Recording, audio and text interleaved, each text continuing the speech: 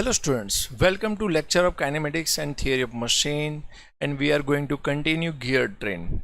And in this lecture topic we will cover is compound gear train and reverted gear train. Okay, let's start this lecture. This is our second type of gear train, in which when more than one gear on a single shaft. You can see here in last type of gear there is only one gear on a single shaft. In compound gear there is a more than one gear on a single shaft. Okay, so you can see here this. Okay, you can see here this second shaft on which there is a two gears, this one and two, both are mounted on this shaft. Okay, this is the driver which is connected to, this is the gear number 1 which is connected to 2, and 2 and 3 are on the same shaft, and 3 is connected to gear number 4. So this is the output shaft and this is the input shaft. Okay, so this is the second type of our gear train, in which you can reduce the RPM with large number without using the larger gear. Okay, how you can I am giving you an example. If assume that RPM of this driver is a 200, it is connected to larger gear, more teeths are there, means RPM will be reduced. Okay, 100, and these two gears, 1, 2 number and 3 number, both are on a same shaft. So RPM will be same for both gear because they are mounted on a same shaft. Whatever the component assemble on a single shaft, if I am assembling some pulley here or brake or clutch, whatever the element on a single shaft, RPM will be same for the all. Okay, so this gear is connected to number 4 and this gear is larger than this number 3, so RPM will be reduced and it will be 50. So you can see here from 200 to 50 without using. If I want to simple gear train, there will be larger gear I have to use with respect to this. With respect to 1, 4 will be larger because of they are on a single shaft. And in a compound gear you can assemble, you can mount the two gear on a single shaft. Okay, so this is the compound gear train. The larger speed reduction from the first shaft to the last shaft obtained with the smaller gear.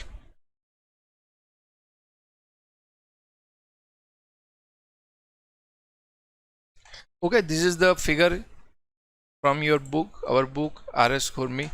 So you can see here this is the gear number 1 which is connected to gear number 2. This is the gear number 2, and behind that you can see that gear number 3. You can see here gear number 2 and gear number 3 are on a same shaft. Okay, so gear number 2 and 3 on a same shaft. 3 is connected to, how you have to check this, because during the example this type of complex configuration will given and you have to find that which is moving which gear. 1 is connected to 2, 2 and 3 on a same shaft, 3 is connected to 4, 3, you can see here 3 is connected to 4, number 4, and 4 and 5 on the same shaft, and 5 is connected to 6, and that's how this motion is driver is delivered to the driven. And in this figure RPM is increased. Okay, because driver gear is in a larger size. Okay, so first of all we have to find the how means if I am giving like this is the RPM of N1, what will be the RPM of N6?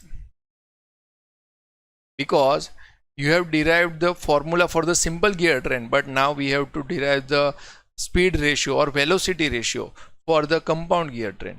Okay, let's start speed ratio or velocity ratio for the compound gear train. Okay, velocity or speed ratio for the compound gear train. So first of all, you have to understand which gear is connected to which. One is connected to 2, 2 to 3. Check this figure and we are going to step by step. First of all, 1 is connected to 2. Gear number 1 is connected to 2. Consider this only 2 gear.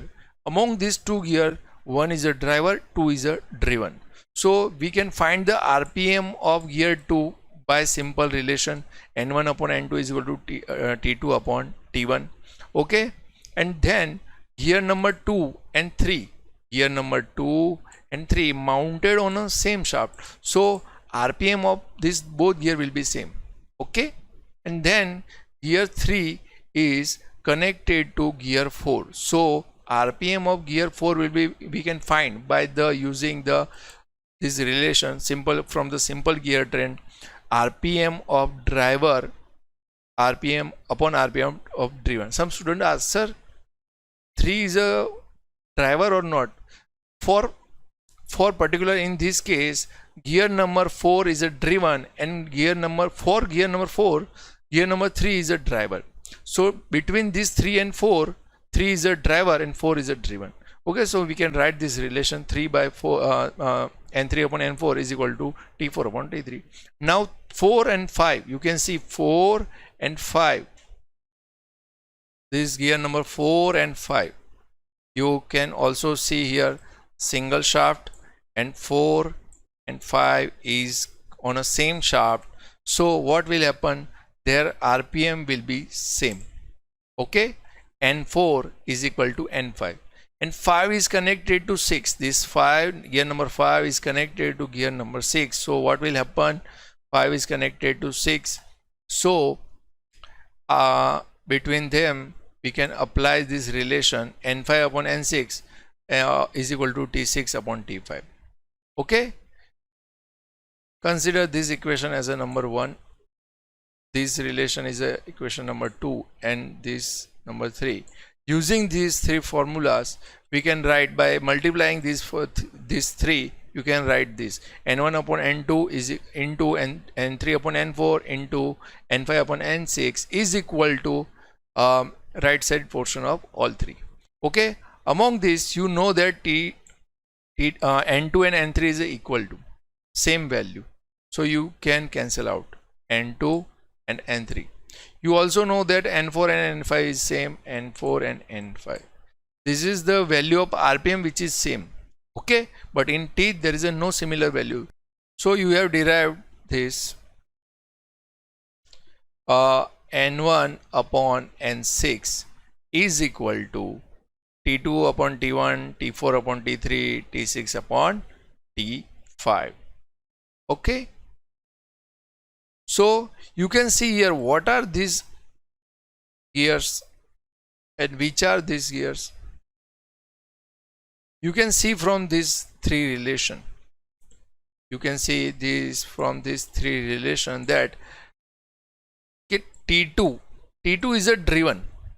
For 1 between 1 and 2, 2 is a driven.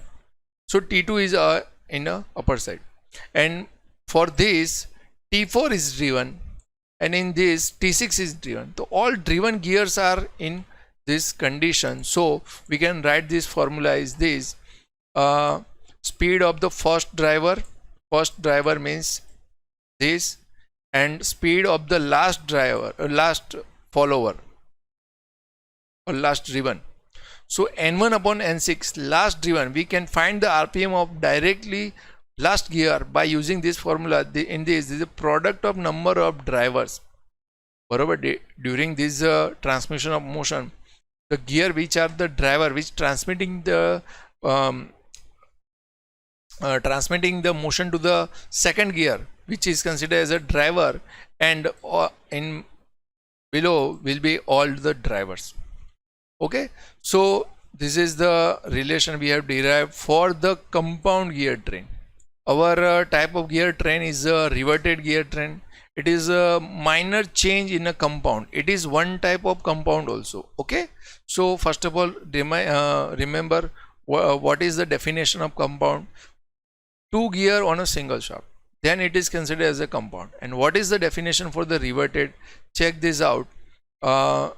when the axis of the first gear and the last gear are coaxial, then gear train is known as a reverted gear train.